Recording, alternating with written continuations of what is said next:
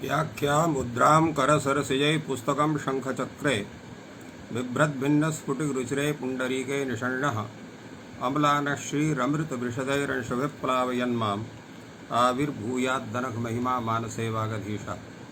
कृष्णाय वासुदेवाय हरये परमात्मने प्रणतक्लेशनाशाय गोविन्दाय नमो नमः। मान्याः समेऽपि विद्वांसः ये संस्कृतशौर्यम् इति आमुखपटले सम्बद्धाः, समेऽपि जिज्ञासवः छात्राः, सहृदयाः सज्जनाः एतस्य संस्कृतशौर्यम् इति आमुखपटलस्य संस्थापकः प्रबन्धकश्च डॉक्टर राजकुमारः समेषां स्वागतं वर्तते एतस्मिन् महाभाष्य व्याख्याने। इको गुणवृद्धि इति सूत्रस्य भाष्यं प्रचलति। तत्र पूर्वं तच्छेषपक्षः अत्र स्वीकरणीयः आहुषित अपवादपक्षः। एतस्य पक्षद्वयस्य सम्पूर्णमपि विषयम् उपस्थाप्य भगवान् भाष्यकारः उभयमपि पक्षम् अस्वीकृत्य तत्र स्वकीयं सिद्धान्तपक्षं स्थापितवान्। अनन्तरं तच्छेषपक्षेऽपि कथञ्चित् तत्र समाधानं भवितुमर्हति इति कृत्वा सः पक्षः तैः तत्र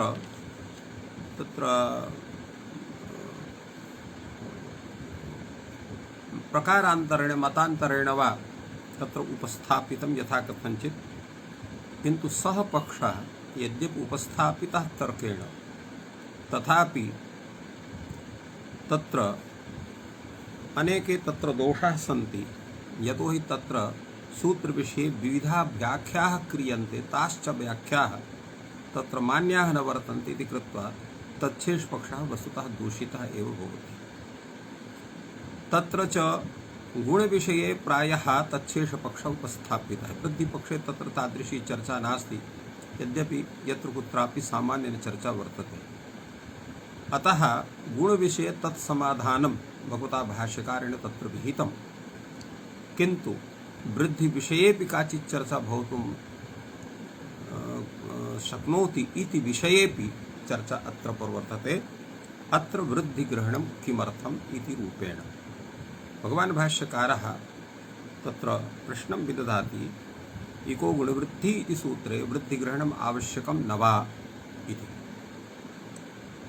तत्र पुनः प्रश्नः भवति, यतोहि गुणग्रहणविषये एतादृशः प्रश्नः भगवता भाष्यकारेण न विहितः, तर्हि वृद्धिग्रहणे विषये एव कथम् एवं भूतः प्रश्नः समागतः।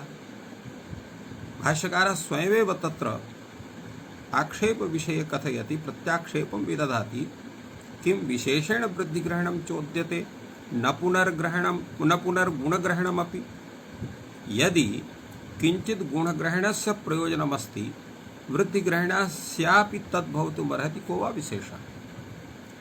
यतोहि भवान् केवलं तत्र वृद्धिग्रहणविषये प्रश्नं विदधाति,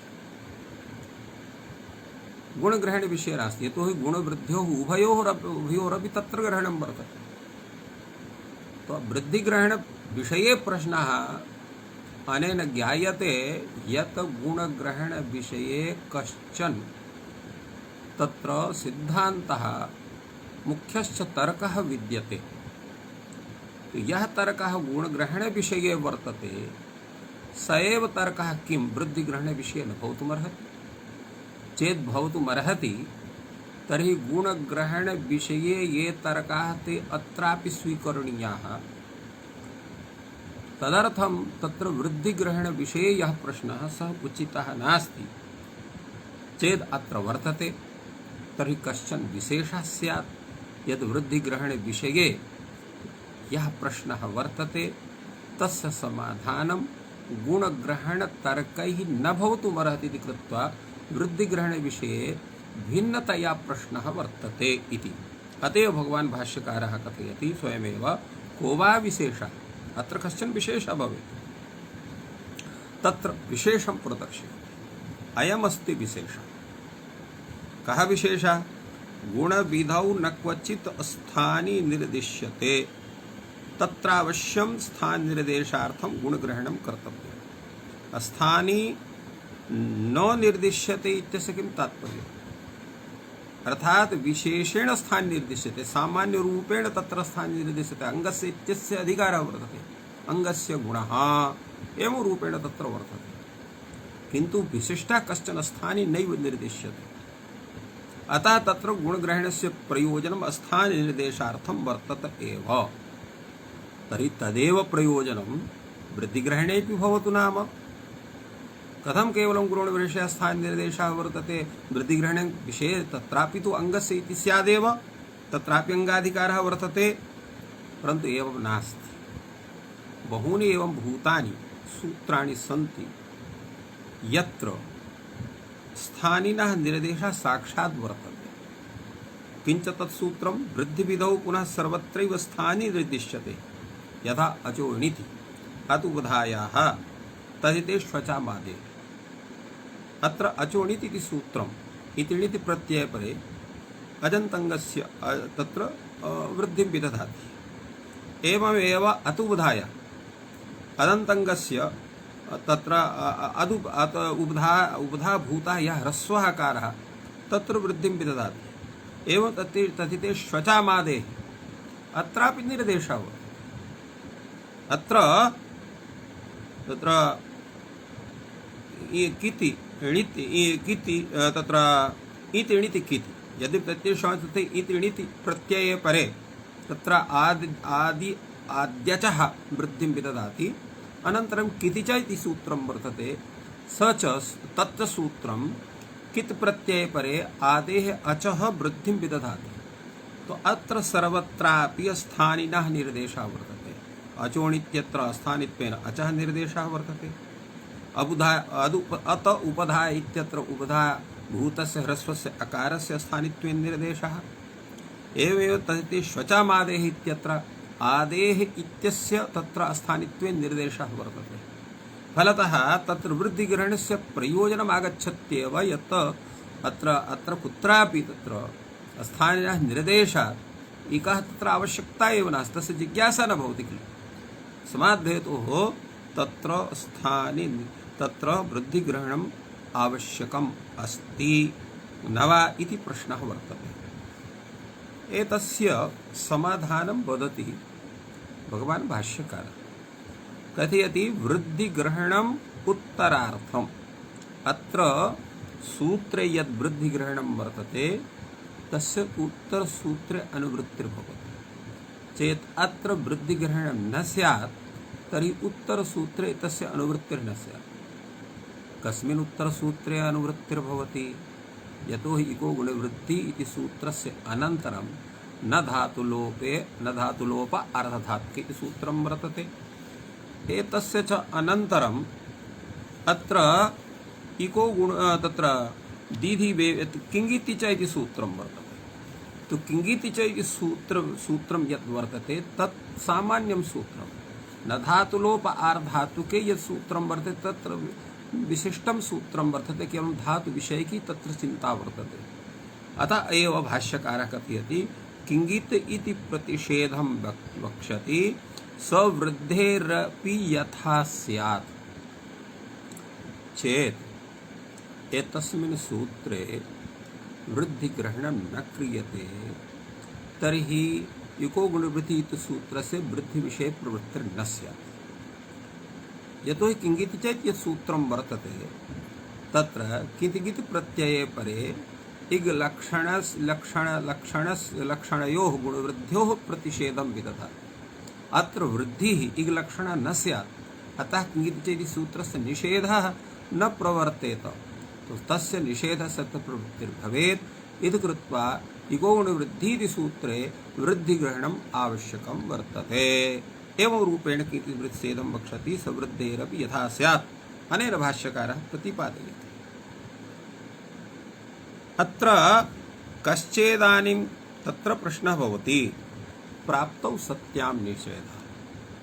यदा प्राप्तिः स्यात् तदा निषेधः भवति।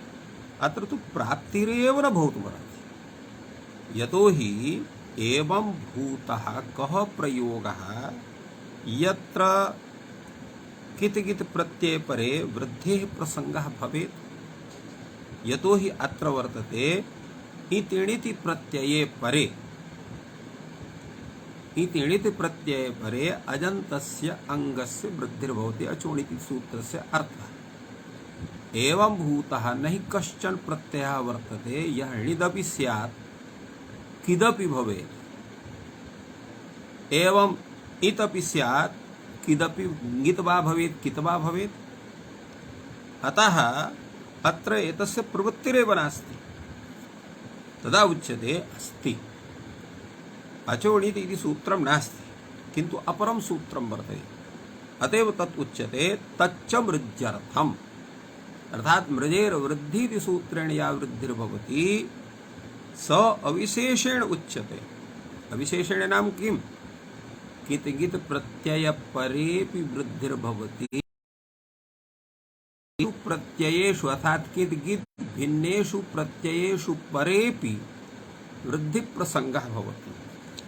यथा अत्र मार्ष्टि इति रूपं वर्तते।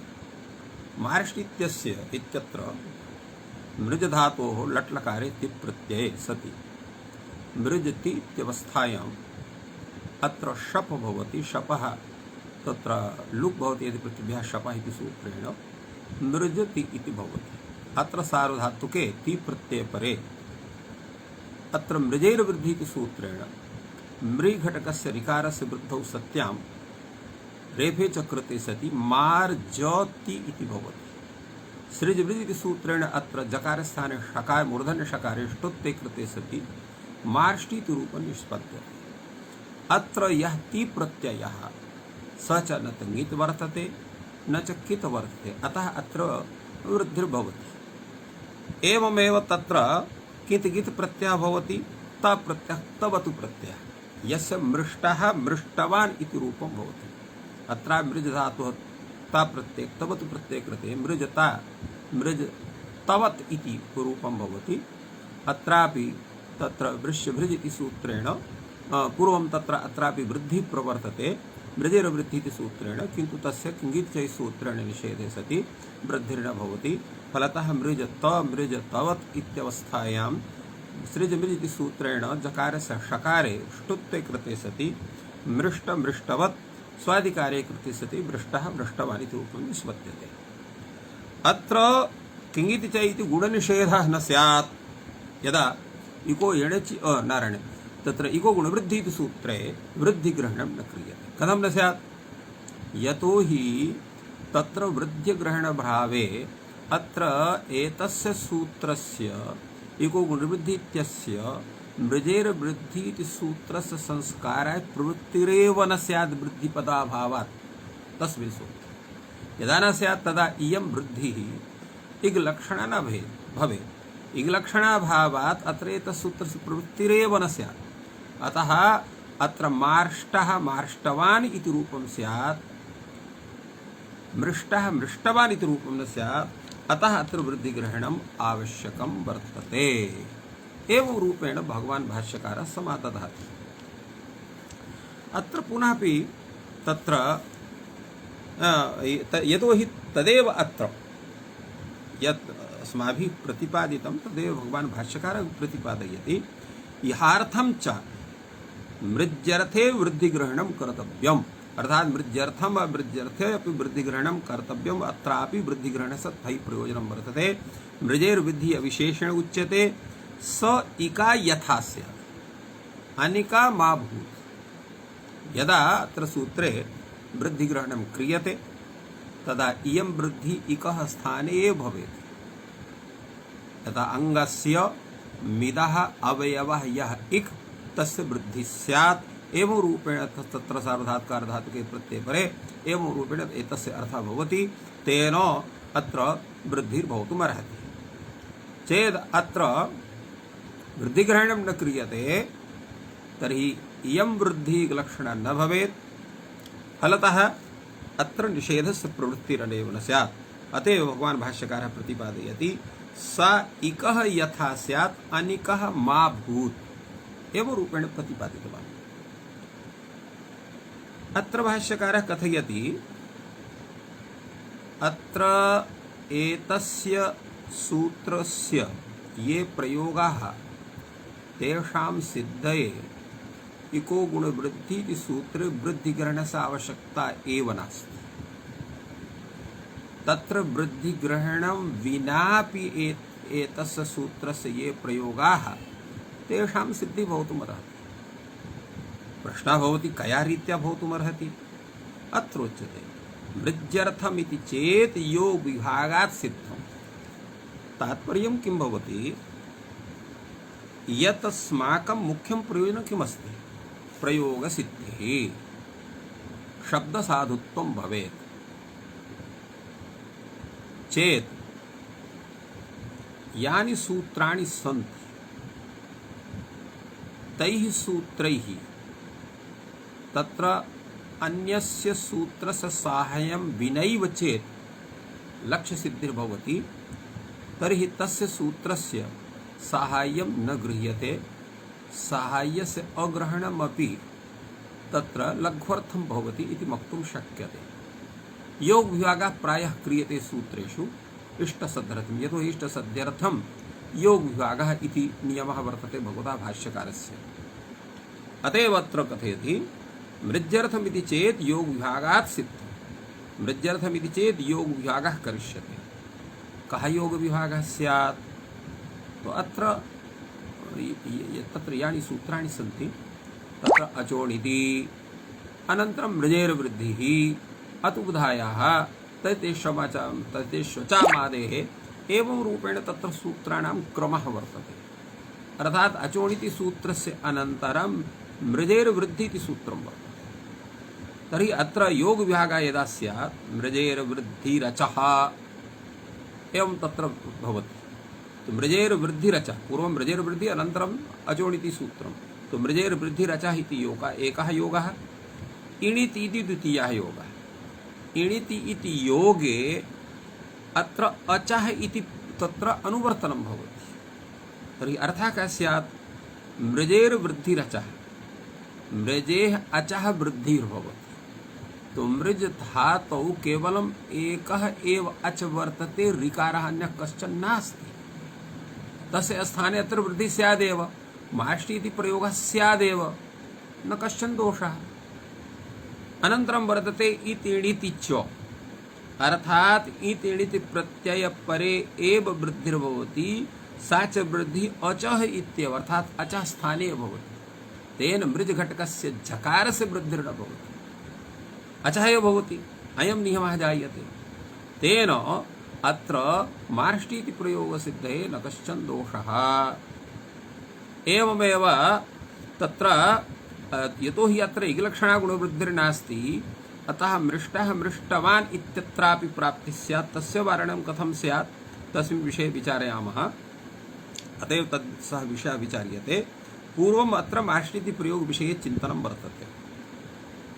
भगवान् भाष्यकारः अत्र चिन्तयति भवतु न, अनया रीत्या तु मार्ष्टि इत्यस्य प्रयोगः भवितुम् अर्हति।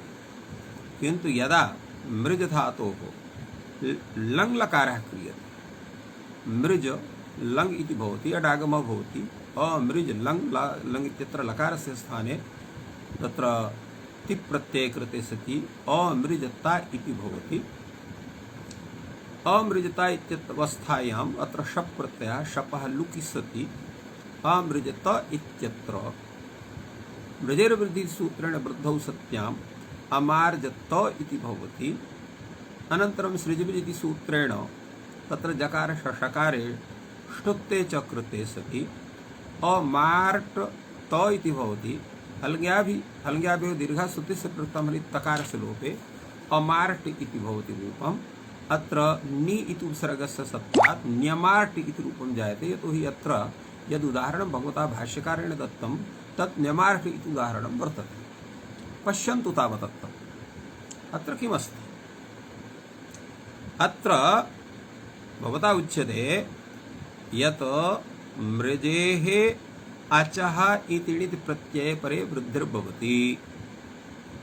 अत्र तावत् एवं तत्र मृजेर्वृद्धिरच तत्र मृजेर्वृद्धिः भवति मृजेः अचः वृद्धिर्भवति तेन मार्ष्टि इत्यत्र तु भवितुमर्हति किन्तु मृष्टः मृष्टवान् इत्यत्र न भवितुमर्हति यतोहि यत्र तत्र इतिणिति प्रत्ययः अजादिः भवतु नाम अत्र अजादिः प्रत्ययः न इतिणित् नास्ति सत् तत्र त प्रत्ययः तवत् प्रत्ययः न तु इत् वर्तते तत्र णित् वर्तते अतः तत्र एतत् सूत्रस्य प्रवृत्तिरेव न स्यात् तो मृष्टः मृष्टवान् इत्यत्रापि न दोषः वर्तते इतिणित् प्रत्ययत्वाभावात् अत्र तु मृजति इत्यत्र अत्र किं वर्तते यतोहि अत्र मार्ष्टि इति वर्तते किन्तु अत्र एतत् सूत्रं यद् वर्तते तत् पृथक् सूत्रं वर्तते मृजेर्वृद्धिरच अनेन तत्र मृजेर्वृद्धिर्भवति तत्र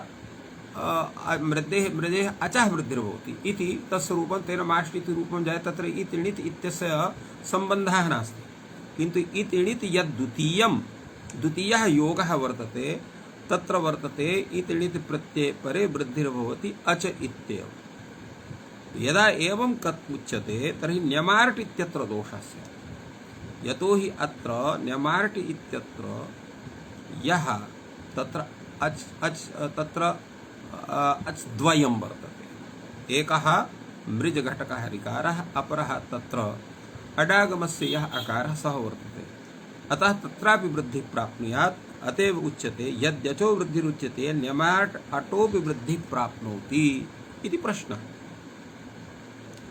अत्रोच्यते अटिचोक्तम् अटिचोक्तम् अर्थात् अड् विषय अटः वृद्ध्यादिर्न भवति इति विषये उक्तं वर्तते किमुक्तं वर्तते तत्र एका परिभाषा बहुत्र एषा परिभाषा तत्र भगवता भाष्यकारेण स्मृता वर्तते सा परिभाषा वर्तते अनन्त्य विकारेन्त्य सदेशस्य कार्यं भवति एतस्य परिभाषस्य कः अर्थः एतस्य परिभाषायाः अर्थः वर्तते एतस्याः परिभाषायाः तत्र अन्त्यसदेशः इति शब्दस्य पूर्वम् अर्थः क्रियते अन्त्येन समानः देशः यस्य सः अन्त्यसदेशः तो अन्त्येन समानः देशः स्थानं यस्य सः अन्त्यसदेशः तस्य अर्थः भवति अन्त्यसमीपवर्ती इति अन्त्यसदेशस्य अर्थः परिभाषा अर्थः भवति यदा अनन्तस्य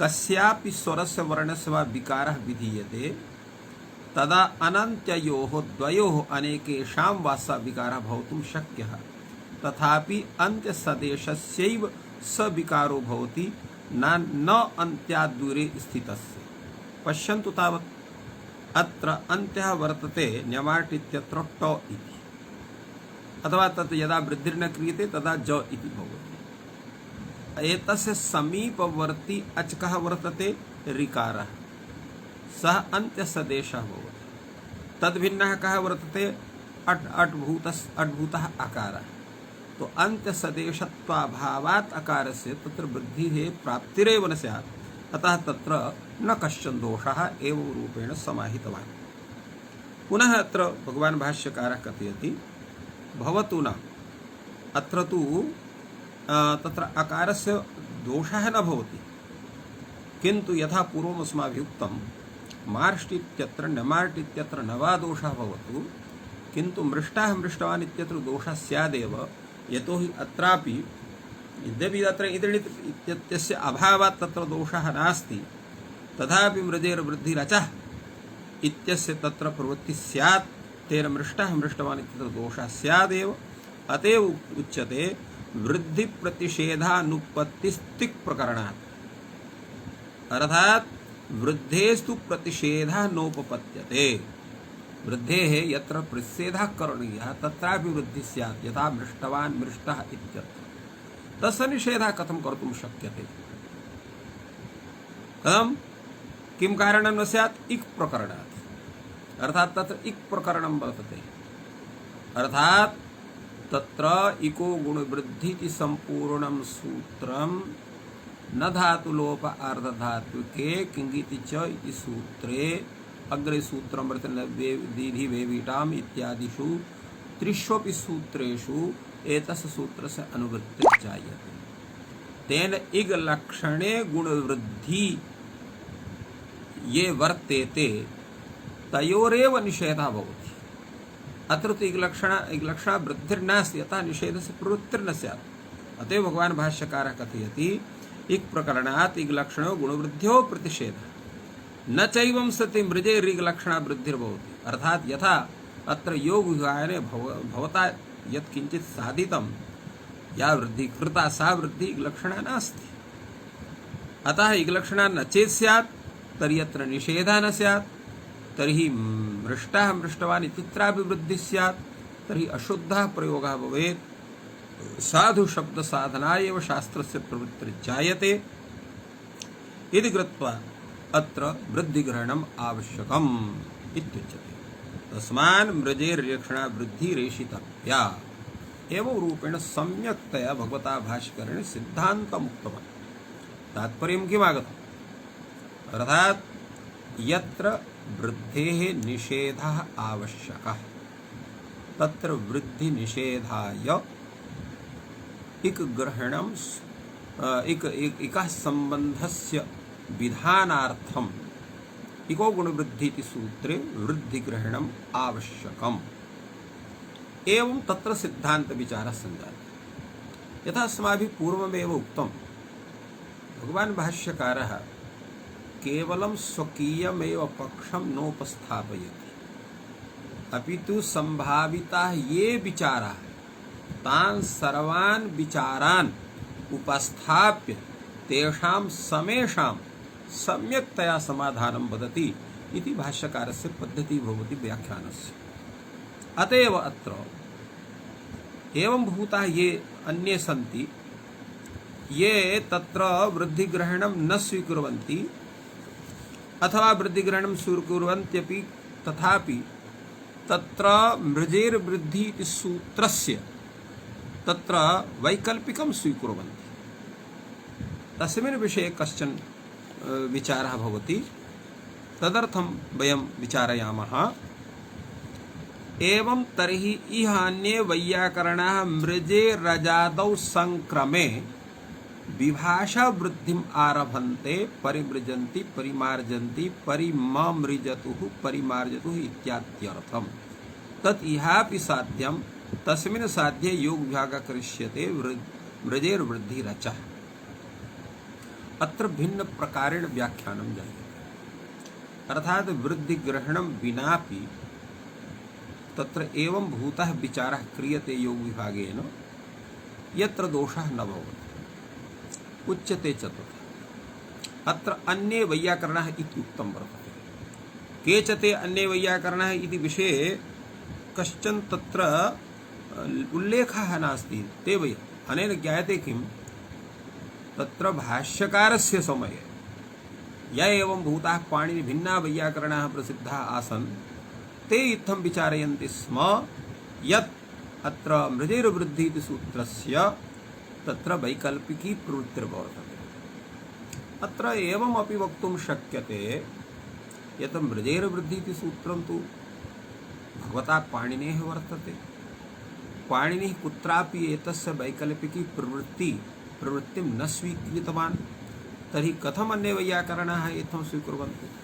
तत्र एतद् वक्तुं शक्यते यत् ये विचाराः पाणिनिना अत्र संगृहीताः वर्तन्ते ते विचाराः सूत्राणां पूर्वमपि भिन्नेषु भिन्नेषु व्याकरणेषु तत्र प्रसिद्धाः सन्। यद्यपि पाणिनिः तानि सूत्राणि सर्वाणि स्वयमेव कृतवान् तथापि तानि सूत्राणि भिन्नरूपेण तत्र भिन्नानुपूर्विरूपेण तानि प्रसिद्धानि आसन्। तेषां कदाचित् तत्र तद्रूपेण तद्भिन्नरूपेण वा ग्रहणं पाणिनिः कृतवान् इति वक्तुं शक्यते। तत्र ते आचार्याः मृजेर्वृद्धिः इति सूत्रस्य प्रवृत्तिं तत्र वैकल्पिकीं स्वीकुर्वन्ति। तस्मिन् विषये भगवता भाष्यकारस्य अयं प्रश्नः वर्तते, इदं समाधानं वर्तते, अयं विचारः वर्तते। अत एव कथयन्ति एवं तर्हि इह अन्ये वैयाकरणाः मृजेः अजादौ नाम अजादौ प्रत्यये परे सर्वत्र नहीं तत्र हलादौ प्रत्यय परे मार्ष्टि इत्यत्र तु केवल मार्ष्टि इत्येव रूपं भवति, मृष्टि इति रूपं न भवति।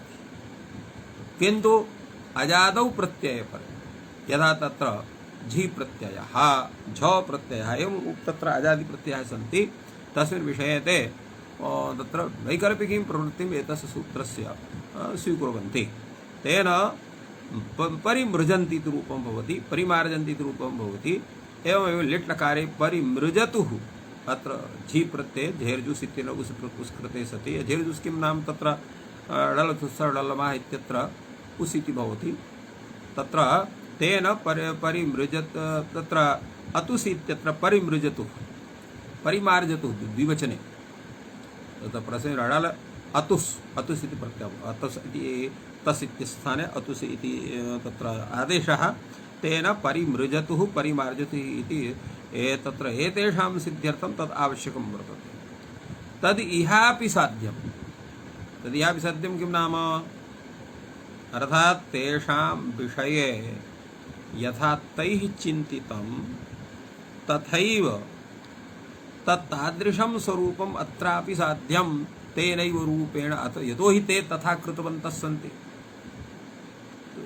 ये केचन वैयाकरणाः किमपि कथयन्ति निर्मूलं नैव कथयन्ति, यतो हि ते पश्यन्ति परिमार्जन्ति इत्यप्रयोगः दृश्यते वेदादिषु, परिमृजन्ति इत्यपि प्रयोगः दृश्यते। उभयोः प्रयोगयोः दर्शनात् उभयोः सिद्धि आवश्यकी वर्तते इति कृत्वा इहापि साध्यम् अर्थात् तस्य साधनिका तस्य प्रकारः तस्य साधुत्व प्रकारः अत्रापि प्रदर्शनीयः।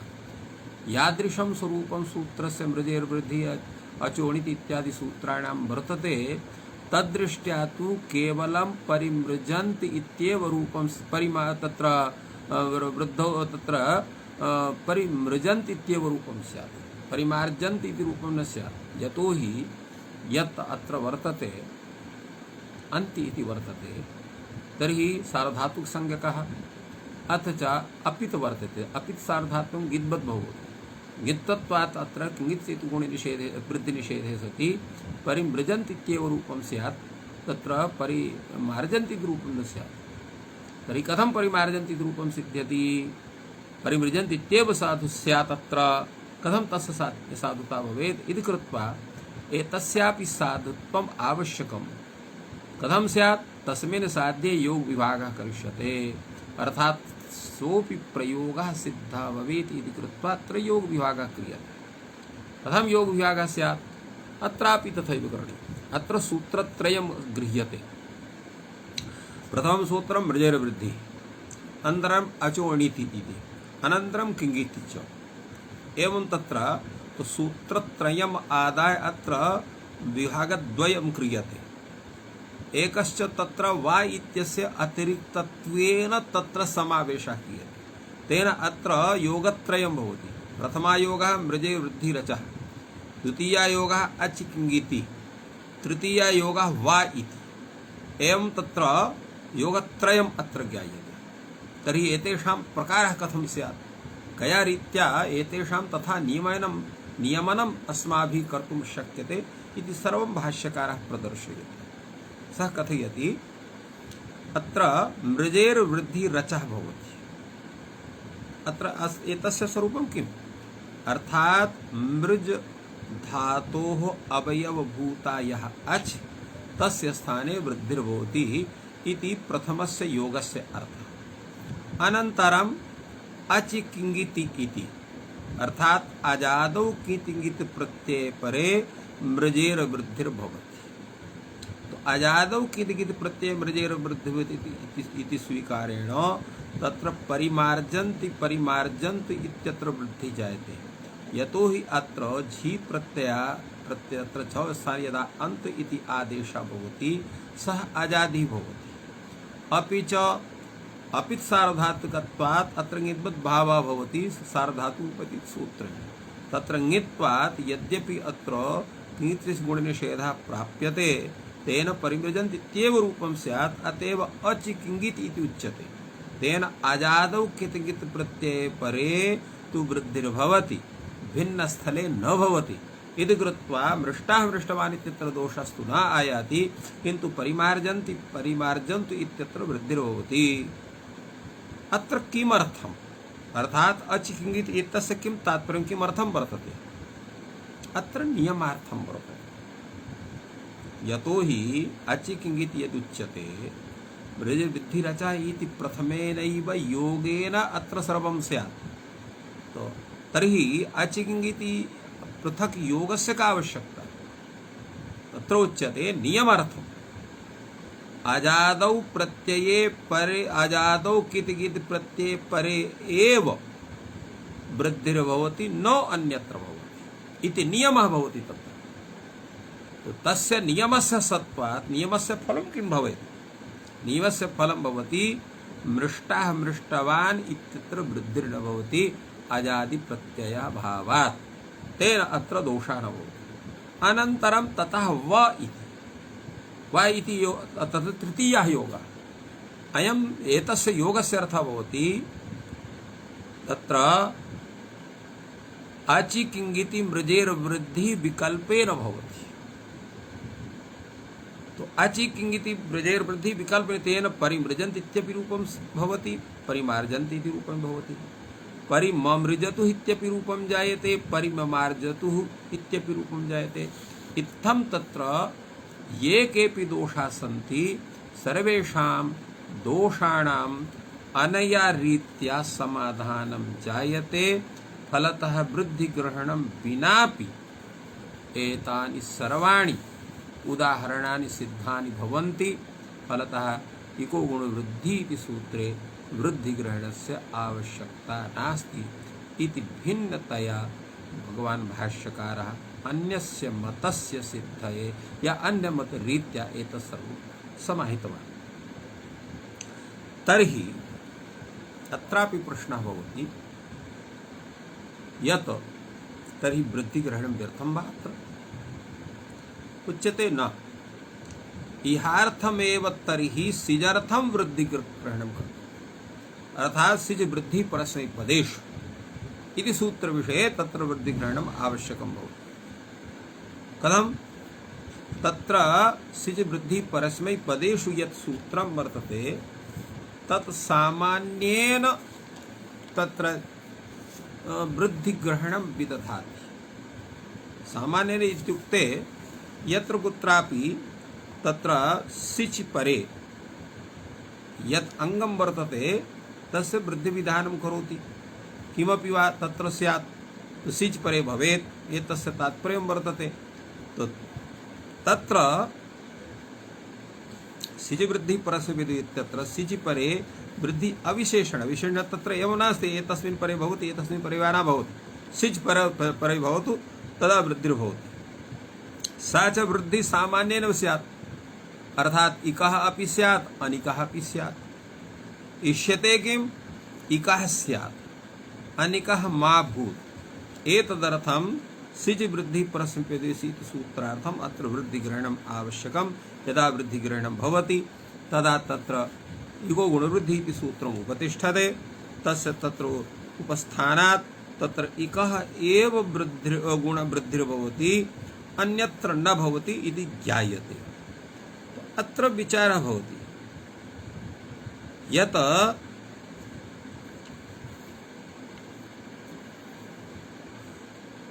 अत्र सेकः यथा स्यात् अनिकः न भवेत् इति भवतः कथनं वर्तते किन्तु यदा तस्य स्वरूपम् उपस्थितं स्यात् तदैव तादृशी स्थितिः भवति। एतस्य किं तात्पर्यं यदा तथा भूतम् उदाहरणं भवेत् यत्र अनिकः वृद्धेः प्राप्तिः स्यात् तदैव तथा वक्तुं शक्यते। यदा कुत्रापि अनिकः वृद्धेः प्राप्तिरेव नास्ति तर्हि कथं चिन्तनं तथा भवितुमर्हेत् इति विचार्य अत्र प्रश्नः वर्तते। तस्मिन् विषये अत्र उच्यते यत् यतो हि सिज् वृद्धि परस्मैपदी इति सूत्रस्य यः अर्थः वर्तते स अंगस्य वृद्धि स्यात् परस्मै पदे परे सिच इति सामान्य अर्थः भवति। अंगस्य वृद्धि स्यात् परस्मै परे सिच तर्हि अंगस्य यदा उच्यते अंगस्य अधिकारः तेन इकः अपि वृद्धि स्यात् अनिकः अपि स्यात् अर्थात अकारस्य वृद्धि स्यात्। तत्र उच्यते कस्य पुनः अनिकः प्राप्नोति अर्थात यतो हि अंगस्य इत्युच्यते वृद्धि स्यात् तर्हि अंगस्य यदुच्यते तर्हि अजन्तस्यैव किन्तु यतो हि अचः इत्यस्य अनुवृत्तिर्भवति तेन अजन्तस्य अंगस्य वृद्धि स्यात् इति रूपं स्यात्। तेन तत्र यदा तत्र इकारस्य उकारस्य ऋकारस्य भवति तदा काचन हानिर्नास्ति किन्तु यदा अकारस्य वृद्धि स्यात् तदा हानिः स्यात्। तदा उच्यते कुत्र एवं भूतः प्रयोगः यत्र अकारस्य वृद्धि भवितुमर्हति इति प्रश्नः। कस्य पुनः अनिकः अनिकः नाम तत्र एक भिन्नः एवं भूतः अचकः यस्य वृद्धि स्यात् अत्र उच्यते अकारस्य वृद्धि भवितुमर्हति। कः प्रयोगः एवं भूतः यत्र अकारस्य वृद्धि भवितुमर्हेत् इति प्रश्नः। अत्र उच्यते स्वयं भाष्यकारः उदाहरणं ददाति अचिकीर्षीत अजिहीर्षीत एतेषां प्रयोगाणां सिद्धिः कथं भवति तावत् विचार्यते। अत्र क्री धातुः ह्री धातुः तत्र सन् प्रत्ययः सन् प्रत्यये सति अत्र इत्वं भवति क्री घटकस्य ऋकारस्य तत्र पूर्णप्रयत्नेन रेफा भवति तेन कीर्ष इति भवति। द्वित्वे अभ्यासादिकार्ये कृते सति चिकीर्ष इति रूपं जायते सकार शषत्वे चिकीर्ष इति तस्य सनाद्यन्ता धातु विधातु संज्ञायां जातायां लुङ् लकारे अडागमे अचिकीर्षति तत्र प्रथम पुरुषैकवचने भवति टी घटकस्य इकारस्य इति संज्ञा अत्र चिली भवति चिले स्थाने तत्र सिच भवति अचिकीर्ष स त इति जायते। अत्र सिचः सकारस्य आर्धातुकत्वात् आर्धातुकश्चेट् बलादेः इति सूत्रेण इडागमः भवति। तकारः यतो हि अपृक्तः वर्तते अतः अस्ति प्रकृते इति सूत्रेण ईडागमः भवति। तेन अचिकीर्ष इ स इ त इति स्वरूपं वर्तते प्रयोगस्य। इति ईट् इति सूत्रेण सिचः सकारस्य लोपे तत्र सवर्णदीर्घे सनः सकार घटकस्य अकारस्य अतो लोपः इति सूत्रेण लोपे सति वर्णसम्मेलने कृते अचिकीर्षीत् अजिहीर्षीत् इति रूपयोः सिद्धिर्भवति इति साधुत्वप्रकारः। अत्र पश्यन्तु तावत् यदा अचिकीर्ष इ स इ त अजिहीर्ष इ स इ त इति स्थितिः वर्तते। अत्र अतो लोपम् इति सूत्रं प्रवाद्य परत्वात् अत्र अचोणिति सूत्रेण वृद्धि स्यात् तेन वृद्धौ सत्यां गुणे च कृते सति अचिकीर्षेत अजिहीर्षेत इति रूपस्य स्वरूपं स्यात् अचिकीर्षीत अजिहीर्षीत इति रूपं न स्यात्। यतो हि यदा सकार घटकस्य आकारस्य वृद्धि स्यात् तो अचिकीर्षा इत इति स्यात्। इति सूत्रेण सकारस्य लोके सवर्णदीर्घस्थिति इति भवति तेन गुणे सति तादृशं रूपं स्यात्।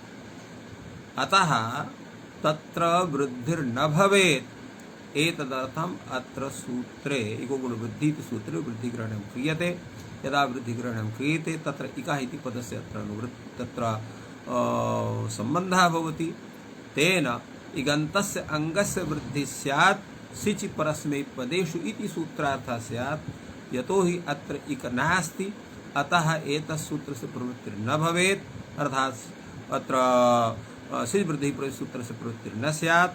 अत्र अतो लोपे इति सूत्रेण सन सनः सकार घटकस्य आकारस्य लोपे कृति वर्ण सम्मेलने कृति अचिकीर्षीत अजिहीर्षीत इति रूपसिद्धिर्भवति। अतः इग्रहणं अत्र सूत्रे इकः वृद्धिविधानार्थं इगो गुण वृद्धि सूत्रे वृद्धि ग्रहणम आवश्यकम इति साध्यते। भगवान् भाष्यकारः कथयति अत्रापि दोषः नास्ति। कथं लोपः अत्र बाधकः भविष्यति, अत्र यः लोपः सः बाधकः भविष्यति। कथं बाधकः भविष्यति? यतो हि अत्र परत्वात् तु अतुलोपः इति सूत्रं प्रवाद्यैव अत्र वृद्धिः स्यात्। सिच वृद्धि प्रसविति सूत्रेण तत्र उच्यते न लोपः अत्र बाधकः भविष्यति। लोपः अत्र कथं बाधकः भविष्यति? अत्र लोपः बाधकः पूर्व विप्रतिषेधः। यतो हि केवलं विप्रतिषेधे परं कार्यम् इत्येव न, क्वचित् विप्रतिषेधे पूर्वं कार्यमपि भवति। अतएव पूर्व विप्रतिषेधे तो पूर्व विप्रतिषेधेनापि कार्यं क्रियते। कथं? लक्ष्य सिद्धिरेव अस्माकं मुख्यं प्रयोजनं वर्तते।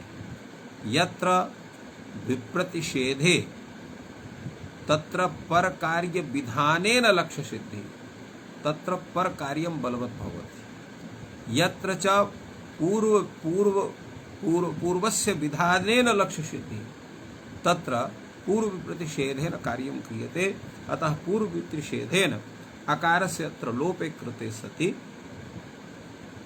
अत्र कश्चन दोषः न भवति, अर्थात् अचिकीर्षीत अजहीर्षीत इत्यादि प्रयोगाणां सिद्धि जायते। अतएव चिकीर्षतीति चिकीर्षकः णवुल् त्रिचौ इति सूत्रेण यदा णवुल् प्रत्ययः क्रियते तस्य वु इत्यस्थाने अक इत्यादि चिकीर्ष अक इत्यवस्थायाम् अक इत्यस्य अर्धातुकत्वात् अतो लोप इति सूत्रेण तत्र चिकीर्ष तत्र श घटकस्य अर्थात् सनः सकार घटकस्य अकारस्य लोपे कृते सति चिकीर्षकः इति रूपं स्यात्।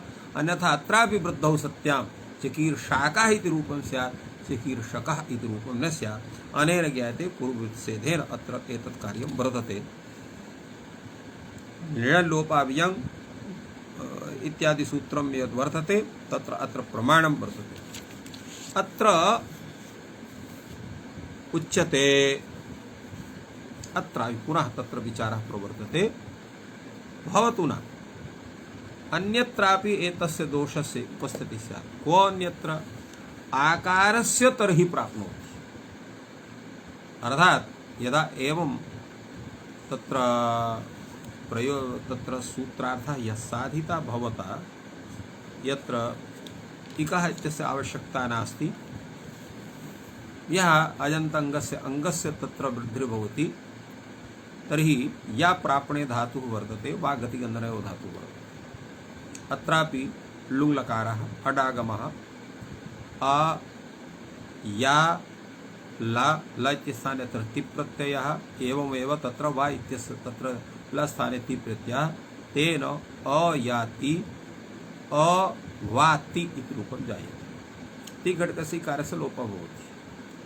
अनन्तरम् अत्र चिलि प्रत्ययः, चिलि स्थाने अत्र तत्र सक भवति। यम रमानावतां सक सूत्रेण तेन अया स त अवा स त इति जायते। अनन्तरम् अस्तिस्य प्रत्यय सूत्रेण तत्र तकारस्य प्रयुक्तस्य ईडागमे सति वर्णसम्मेलने च कृते सति अयासीत् अवासीत् इति रूपं जायते। अत्र अयासीत् इत्यवस्थायाम् अवासीत् इत्यत्रापि अनेन सूत्रेण च वृद्धिः स्यात्। अत्र उच्यते भवतु नाम अत्र वृद्धिविधानं, किन्तु तत्र किं स्यात्? या घटकस्य आकारस्य वृद्धि का वृद्धि स्यात्? आ एव वृद्धि स्यात्। ऐ इति वौ तत्र औ इति वृद्धि तु न भवेत्, तर्हि न काचन हानि। तत्र यतो हि स्वरूप परिवर्तने एव दोषः। अत्र तु स्वरूप परिवर्तनं न भवति, नास्त्यत्र विशेषः। सत्यां वृद्धौ असत्यां वा, अर्थात् तत्र स्वरूप परिवर्तनं नास्ति, अतः कश्चन भेदः नास्ति। भेदस्य अभावात् तत्र वृद्धौ सत्यामपि न कश्चन दोषः। अतः अत्र इक ग्रहणस्य आवश्यकता नास्ति दोषाभावात्। एवं रूपेण अत्र समाधानं दत्तम्। तत्र भगवान् भाष्यकारः अपरमपि दोषं प्रयच्छति। संध्यक्षरस्य तर्हि प्राप्नोति। संध्यक्षरस्य संध्यक्षणाम् ऐ औ ए ओ ऐ औ अत्र तत्र वृद्धि प्राप्नुयात् तदा उच्यते सिच वृद्धि परस्मैपदेषु यत् सूत्रं वर्तते तत्र अंगस्य वृद्धि स्यात् सिचि परस्मैपदेषु इति सूत्रार्थः वर्तते। अत्र अंगस्य इत्युक्ते तत्र अलुन्त्यस्य सूत्रस्य प्रवृत्तिर्जायेत अंगस्य इति षष्ठी वर्तते अस्मात् हेतोः।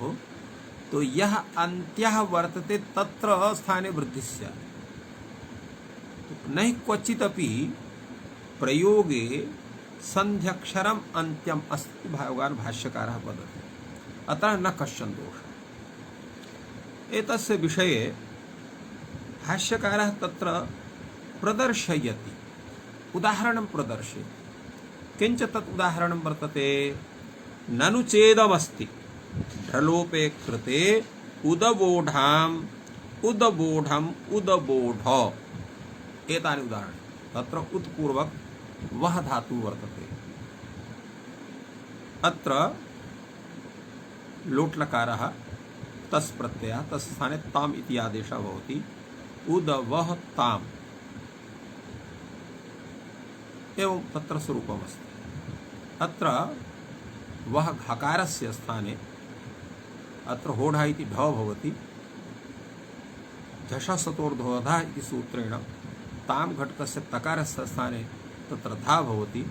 शुनाष्टु इति सूत्रेण ष्टुत्ते सति धकारस्थाने ढकारः भवति। तेन अ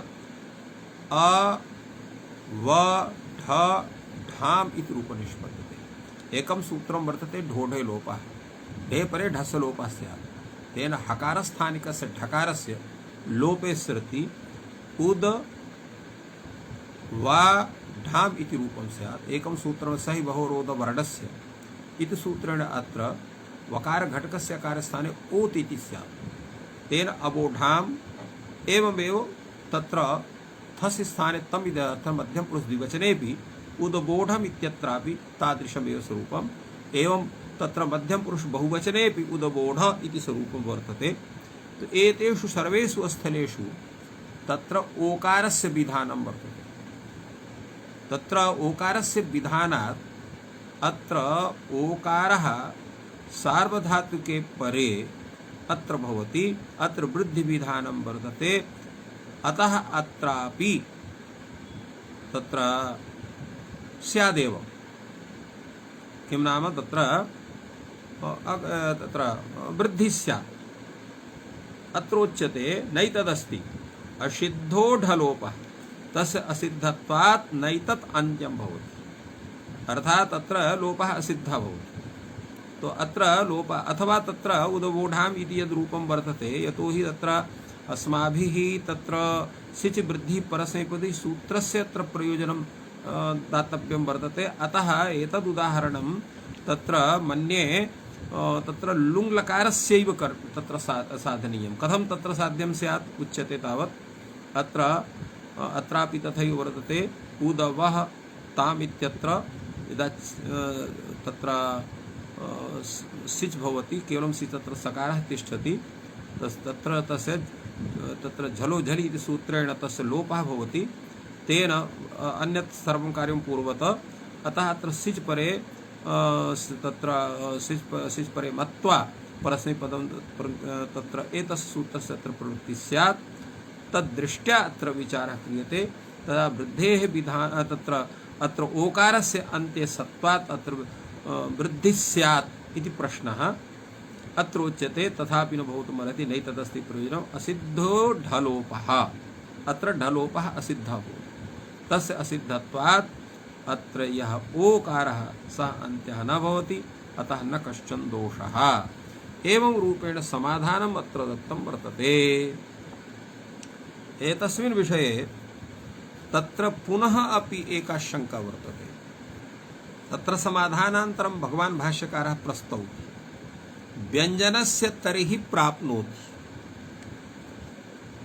प्रयोगः वर्तते अभैत्सीत् अच्छैत् सीत् हलन्तलक्षणा वृद्धिर्बाधिका भविष्यति। अत्र भिद धातु छिद धातु वर्तते। अत्रापि लुङ्लकारस्य प्रथमैकवचने अभयसीत् अच्छैत्सीत् इति प्रयोगः वर्तते।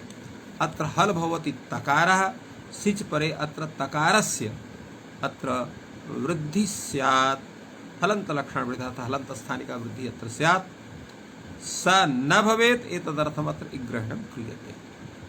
तर्हि उच्यते यत्र तर्हि सा प्रतिषिध्यते नेटि इति, अर्थात् तत्र यत्र तर्हि सा प्रतिषिध्यते नेटि इति, अर्थात् तत्र इट् परे तत्र वृद्धि प्रतिषेधः भवति। तेन अकौशीत् अकोशीत् अमोशीत् इत्यत्र सः दोषः आगच्छति। तदा पुनः भगवान् भाष्यकारः कथयति सिच् वृद्धेरपि एष प्रतिषेधः, अर्थात् सिच् परे यह वृद्धि तस्यापि अयं प्रतिषेधः प्रवर्तते। कथं? लक्षणं हि नाम ध्वनति भ्रमति मुहूर्तमपि नावतिष्ठते। यह लक्षणं भवति, तत्र ध्वनति अर्थात् शब्दं करोति, भ्रमति तत्र स्व प्रयोगे गच्छति, मुहूर्तमपि नावतिष्ठते अर्थात् कार्यं कृत्यैव निवर्तते, कार्यं विना कुत्रापि तस्य प्रवृत्तिर् तत्र कार्य तत्र प्रवृत्तौ सत्यां तस्य पुनर्निवृत्तिर्न भवति तत्र कार्यविधानं विना इति सर्वं विचार्य अत्र तादृशः विचारः अत्र कृतः वर्तते। भगवान् भाष्यकारः पुनरपि एतस्मिन् विषये ये विचाराः सन्ति तान् विचारान् प्रस्तौति। यतो हि समयाभावः तस्मात् हेतुः अत्र विरम्यते। तत्र श्वः एतस्मिन् विषये पुनरपि वयं विचारं करिष्यामः।